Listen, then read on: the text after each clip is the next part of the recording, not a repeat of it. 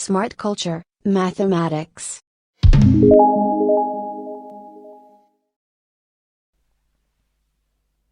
How can we go about estimating the value of a surd? In a previous example, we worked with the surd, the square root of 3. And we said, well, the square root of 1 is equal to 1 and the square root of 4 is equal to 2. So that means the value of the surd, the square root of 3, must be somewhere between the value 1 and 2. And then we also said, well, the square root of 3 is closer to 4 than to 1. So that means it must be approximately 1,7 something. And then we punched it into our calculator, and then we saw that the value was indeed 1,732050808, and so the numbers go on and on into infinity. So we'll follow the exact same process to do this next example. We have to estimate the value of the square root of 17.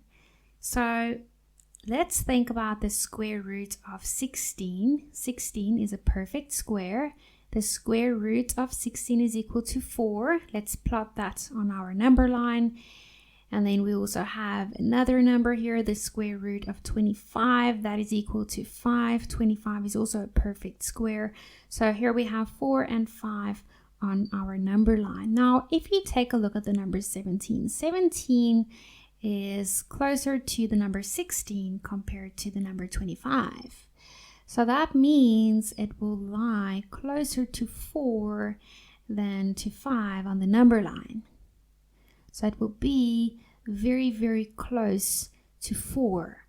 So let's punch this into our calculator and see what we get.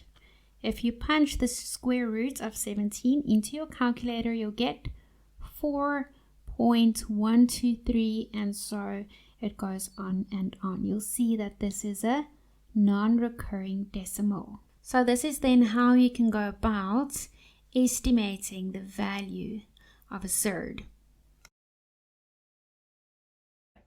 And that's a wrap on today's fascinating journey through the world of knowledge. Don't forget to hit that subscribe button and join our ever-growing community of curious minds. We can't wait to embark on new educational adventures together.